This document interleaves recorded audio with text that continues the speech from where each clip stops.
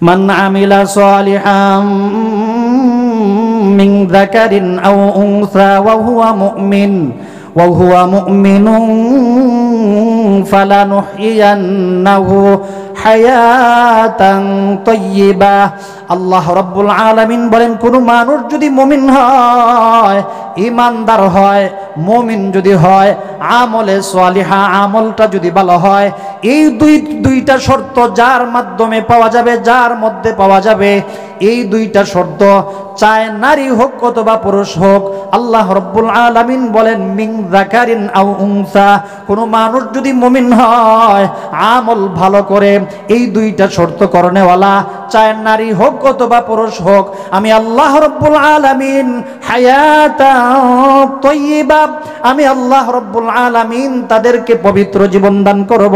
পবিত্র জীবনের ব্যাখ্যায় তাফসিরে মারিফুল কোরআনের ভিতরে আল্লামা মুফতি শফি রহমতুল্লাহি আলাইহি লেখেন, দুনিয়ার জিন্দেগিতে আমি আল্লাহ তাদেরকে শান্তির জীবন দান করব, আখিরাতে চিরসুখের জান্নাতুল ফিরদাউসের মালিক বানায় দিব। সুবহানাল্লাহ। কোন মানুষ যদি মুমিন হয়, ঈমানদার হয়, আমল যদি ভালো করে, আমলে সালিহা বলা হয় তাফসীরের কিতাবের ভিতরে আসছে আল ইমতিসালুল আওয়ামির ওয়া ইজতিনাবুন নাওয়াহি, আল্লাহ রাব্বুল আলামিন যা কিছু আদেশ করেছেন, নিষেধ করেছেন, আল্লাহর আদেশ নিষেধ মানার নাম আমলে সালিহা। আর ঈমান বলা হয় আল্লাহ তাআলাকে বিশ্বাস করার নাম ঈমান, সংক্ষিপ্ত সংজ্ঞা। কিন্তু বর্তমান যুগ উপযোগী একটা সংজ্ঞা হলো কোরআনের বিসমিল্লাহর বা থেকে নিয়ে শেষ পর্যন্ত মিনাল জিন্নাতি ওয়ান নাস পুরা 30 পারা কোরআন বিশ্বাস করা, মানার নাম ঈমান। কথা বলেন। তাহলে আল্লাহ বললেন, 1 নাম্বার ঈমানদার হইতে হবে, 2 নাম্বার আমল ভালো করতে হবে। এই দুইটা শর্ত যাদের মধ্যে পাওয়া যাবে, তাদেরকে আমি আল্লাহ শান্তির জীবন দান করব, মরণের পরে জান্নাত দিব। সুবহানাল্লাহ। এই 2 কাজ করনেওয়ালা আল্লাহ বলেন মিন যাকারিন আও উনসা, চায় নারী হোক অথবা পুরুষ হোক। মুফাসসিরিন কেরাম তাফসীরের কিতাবে লেখেন, মানুষ বলতে, ইনসান বলতে নারী এবং পুরুষ সবাইকে বোঝায়, কিন্তু আল্লাহ মিন যাকারিন আও উনসা, চায় নারী হোক অথবা পুরুষ হোক, ভিন্ন ভিন্ন শব্দ আল্লাহ কেন ব্যবহার করলেন? সূরাতুন নাহল এর 97 নম্বর আয়াতে আল্লাহ এখানে নারী এবং পুরুষকে ভিন্ন ভিন্ন শব্দ কেন ব্যবহার করলেন? মুফাসসিরিন কেরাম তাফসীরের কিতাবে লেখেন, আল্লাহ গোটা দুনিয়ার সমস্ত ঈমানদারদেরকে একটা মেসেজ দেওয়ার জন্য, একটা জিনিসের দিকে দৃষ্টি আকর্ষণ করার জন্য আল্লাহ নারী এবং পুরুষকে ভিন্ন ভিন্ন শব্দ ব্যবহার করেছেন। সুবহানাল্লাহ। আলোচনা বুঝতেছেন? সামনে আগাইমু। আচ্ছা বলেন তো, নারী এবং পুরুষ তারা কাজের বেলায় সমান না ব্যবধান? কথা বলতে হবে। নারী এবং পুরুষ শক্তির বেলায় সমান না ব্যবধান? আজকে যদি এই মাদ্রাসার ময়দানে, মাঠে যদি একজন পুরুষ আর নারীকে যদি কুস্তি ধরান, কে জিতবে? পুরুষ জিতবে। বোঝা গেল মহিলার চাইতে পুরুষের শক্তি বেশি। চাকরির বেলায় নারী পুরুষ সমান হতে পারে না, ধৈর্যের বেলায় নারী পুরুষ সমান হতে পারে না, শক্তির বেলায় নারী পুরুষ সমান হতে পারে না, কর্মের বেলায় নারী পুরুষ সমান হতে পারে না। আল্লাহ বলেন, দুনিয়ার সব কাজে নারী পুরুষ ব্যবধান আমি আল্লাহর কাছে পুরস্কারের বেলায় সমান। সুবহানাল্লাহ। মুহতারাম হাজিরিন, মায়ার নবী বলেন, মসজিদের মাইকে যখন আজান হয়ে যায়, পুরুষ যখন আজানের ডাকে সাড়া দিয়া মসজিদে যায় জামাতের সাথে নামাজ আদায় করে, হাদিসের ভিতরে নবী বলেন 1 রাকাত জামাতের সাথে নামাজ পড়লে 27 রাকাত নামাজের সওয়াব পাওয়া যায়। মা বোনদের জন্য মসজিদে যাওয়া নিষেধ।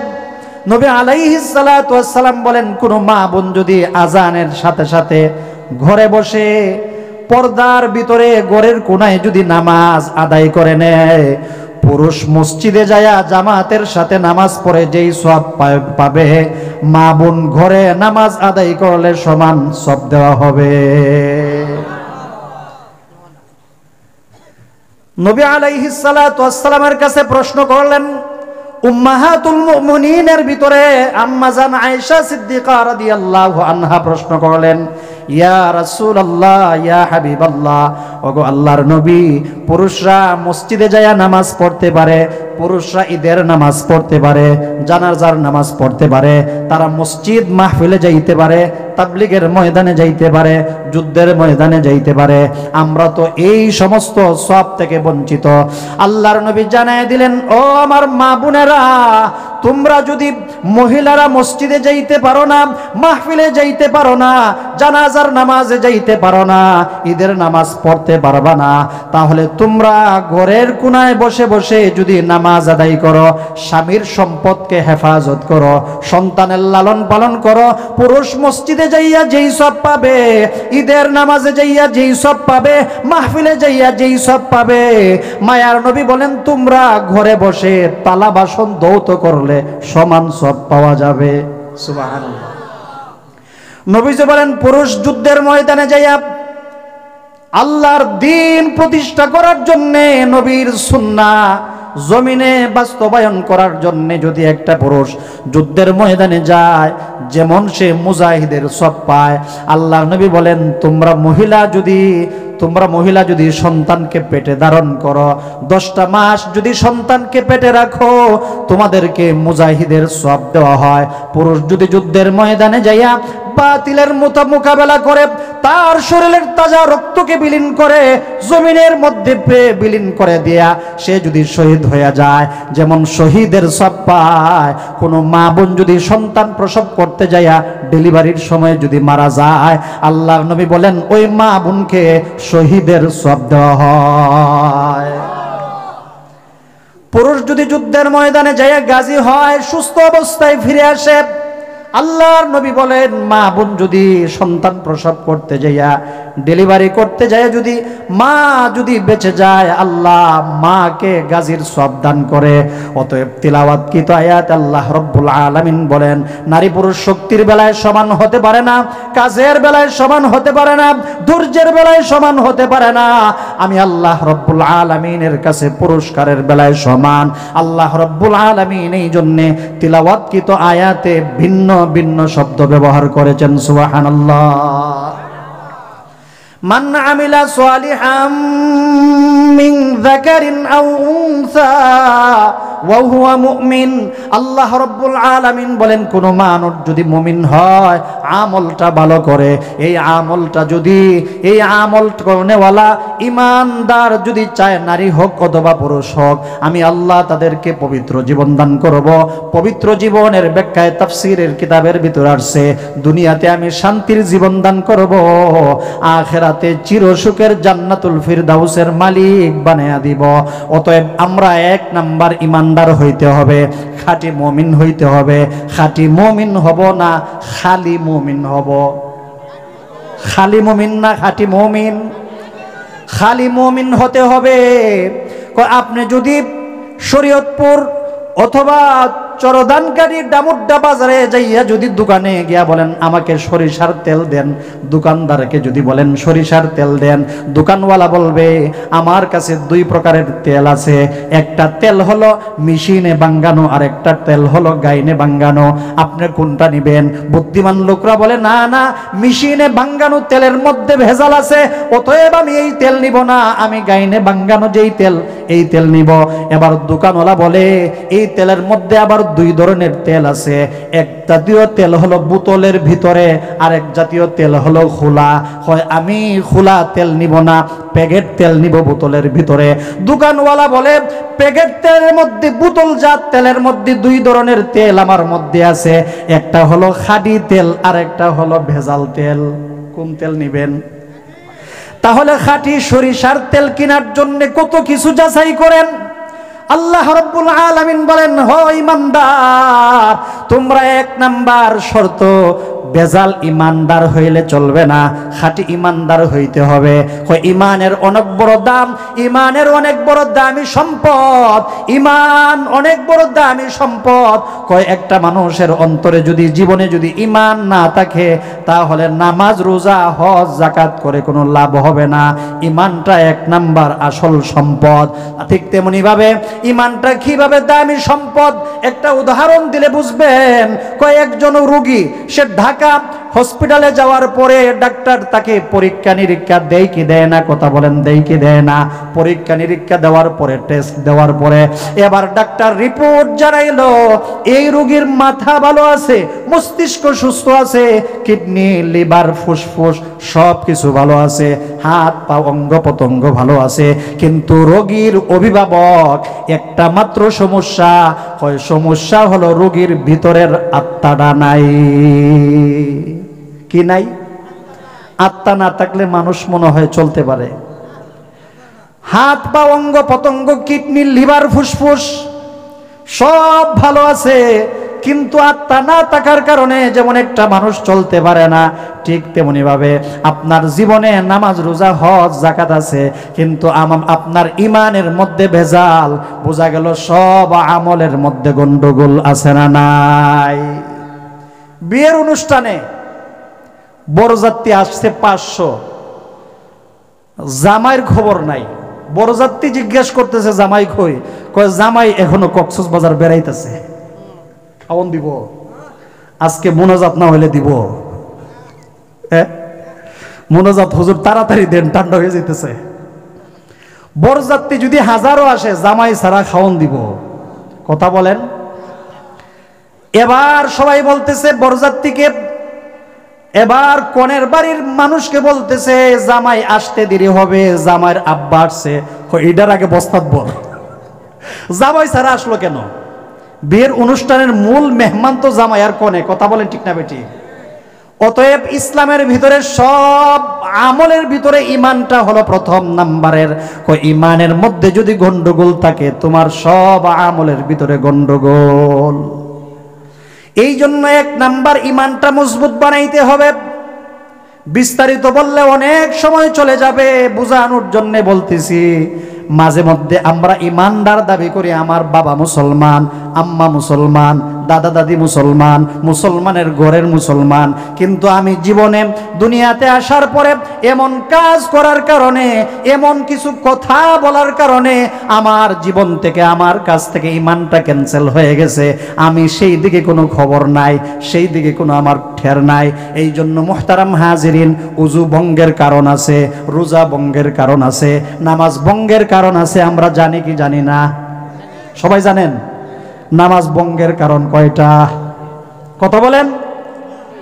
19টা। নামাজ ভঙ্গের কারণ 19টা, উজু ভঙ্গের কারণ 7টা, রোজা ভঙ্গের কারণ আছে। অতএব ইমান ভঙ্গেরও কারণ আছে, বিস্তারিত বলার সময় নাই। ইমান ভঙ্গের মৌলিক 10টা কারণ। 10টা বলতে গেলে 10 ঘন্টা সময় দরকার। 10 ঘন্টা আপনাদের হলো ধৈর্য কুলাইবে না, আমারও সময় নাই। 1 নাম্বার, শুধু 1 নাম্বারটা বলে যায়। 1 নাম্বার, ইমান ক্যান্সেল হবে যারা আল্লাহর সাথে শিরিক করবে। আল্লাহর সাথে যারা শরীক সাব্যস্ত করবে, তাদের ইমান অটো ক্যান্সেল হয়ে যাবে। শিরিক কাকে বলে? আল্লাহ রাব্বুল আলামিন বলেন, ওয়া'বুদুল্লাহ ওয়ালা তুশরিকু বিহি শাইআ। বান্দা, আমি আল্লাহ রাব্বুল আলামিনের ইবাদত করবা। ইবাদত করতে যায়া বান্দারে শিরিক সাব্যস্ত করতে পারবা না, শিরিক করা যাবে না। শিরিক কাকে বলে? আল্লাহ রাব্বুল আলামিন বলেন, আল্লাহ রাব্বুল আলামিনের কাছে যা গুণগুলি, আল্লাহ রাব্বুল আলামিনের যেই ক্ষমতাগুলি, এই ক্ষমতা মাখলুকের কাছে আশা করার নাম শিরিক। সন্তান দেওয়ার মালিক কে? আরো আওয়াজ দা বলেন, সন্তান দেওয়ার মালিক কে? এখন যদি মাজারে যায় সন্তান চায়, গিয়া যদি হয় বাবা ছেলে দেও, শাহজালাল, শাহ ফরান, কেল্লা শাহ, জোড়া শাহ, খুরাল্লা শাহ, ল্যাংডা শাহ, আছে না নাই? রাগ করতেছেন নাকি? হ্যাঁ, চরমনের পিসাব গিয়া যদি হয় হুজুর ছেলে দেন, শিরিক হবে কিনা? আর কথা বলেন না। আহমদ শফি সাহেবের মাজারে যাইয়া, জুনায়েদ বাবু নগরীর কবরস্থানে যাইয়া যেই কোনো মাখলুকের কাছে আশা করার নাম শিরিক। সন্তান দেওয়ার মালিক আল্লাহ, খেতে ফসল দেওয়ার মালিক কে? কেউ যদি মনে করে দুর্গা মা, দুর্গা পূজার কারণে খেতে ফসল বেশি হয়, শিরিক হবে কিনা? দোকানে কাস্টমার পাঠানোর মালিক কে? অনেক সময় আসলে বিস্তারিত বললে অনেক সময় চলে যাবে, খুব শর্ট করে বলতেছি। আমাদের মধ্যে কিছু শিরিক আছে, শিরিকে সুগরা, কিছু শিরিক আছে শিরিকে কুবরা। ছোট শিরিক আমরা করি, বড় শিরিকও আমরা করি। ছোট শিরিকের মাধ্যমে সাথে সাথে ইমান যায় না, আস্তে আস্তে ইমান যায়। আর বড় শিরিক করলে ওটো ইমান ক্যান্সেল হয়ে যায়। ছোট শিরিক যেমন আমরা করি, কারো মাথার মধ্যে যদি 2 গির থাকে, মা গিট্টো যদি 2টা থাকে, হয় এ 2 বিয়া করব। এটা আপনাদের সমাজে আসেনি? আমাদের সিলেট হবিগঞ্জে আছে। 2 গিট্টো যদি থাকে, হয় এর 2 বিয়া করব। পরীক্ষার সময় যদি ডিম খেয়ে যায়, মা কয় না ডিম দেওয়া যাবে না, পরীক্ষায় ফেল করবে। আছে না নাই? হ্যাঁ, পরীক্ষায় ফেল ফাঁস বানানোর মালিক কে? হ্যাঁ, ছাত্র যদি, স্টুডেন্ট যদি ভালো হয়, পরীক্ষার প্রশ্নপত্র আনসার যদি ভালো করে, তাহলে সে পরীক্ষা অবশ্যই সে ফাঁস করবে, A+ গোল্ডেন পাবে। আর সে যদি ভালো করে পড়ে না, সারাদিন যদি ফেসবুক টেলে, আছে না নাই? স্কুলও তো মনে হয় পাশেই, যদি সারাদিন সারা রাত যদি এটা টেলে, তাহলে A+ পাবে? এখন মায়ের ডিম দেয় না, হয় না ডিম খাইলে পরীক্ষায় ফেলিব। শিরিক, ছোট শিরিক। অনেক সময় দেখবেন দাঁত যদি পড়ে যায়, ছোটবেলা দাঁত হাতে নিয়ে ইঁদুরের গর্তে অথবা সমুদ্রের মধ্যে যায় কয়, ইঁদুর মামা আপনি হলেন আমাদের বড় মামা। আসলে নাই? ইঁদুর মামা অথবা সমুদ্রের মাছ অথবা টিনের চালে কাউয়ারে বলে, কাউয়া কয় তোর চিকন দাঁতটা আমাকে দে, মোটা দাঁত নিয়ে যা। দাঁত দেওয়ার মালিক কে? শিরিক কিনা? কত শিরিক আমরা করতেছি। কয় হুজুর যদি দোকানটা না হইতো তাহলে সংসারটা কেমনে চলতো? গাভীটা না হইলে, গাভী দুধ দে, দুধ বিক্রি করে সংসার চলে। এই ছোট ছোট শিরিক করতেছি। সবকিছু দেওয়ার মালিক কে? আল্লাহ। কিন্তু বড় শিরিক যেগুলি আমরা করি, মাজারে সন্তান চাই, পীর বাবার কাছে ছেলে মেয়ে চাই, বিভিন্ন ধরনের সম্পদ, বিভিন্ন আশা, বিভিন্ন সুখ দুঃখ পীর বাবার কাছে যায়, চাই। এগুলো হচ্ছে শিরিক। শিরিকের বিবরণ দিয়ে আল্লাহ রাব্বুল আলামিন বলেন, যারা আল্লাহ তাআলার কাছে ছাড়া ভিন্ন মাখলুকের কাছে যারা আশা করবে, এই আশা করাটা শিরিক। আল্লাহ রাব্বুল আলামিন বলেন, যারা শিরিক করবে, ইন্নাহু মাই ইউশরিক বিল্লাহি ফাকাদ হারামাল্লাহু আলাইহিল জান্নাহ। আল্লাহ রাব্বুল আলামিন বলেন, ও দুনিয়ার সমস্ত মানুষ, তোমাদের 1 নাম্বার চাহিদা, কামনা, বাসনা, মরণের পরে তোমরা জান্নাত চাও, জান্নাত পাইতে চাও, কিন্তু 1 নাম্বার শিরিক করে। শিরিক যারা করবা, আমি আল্লাহর তৈরি জান্নাত তোমাদের জন্য হারাম করলাম।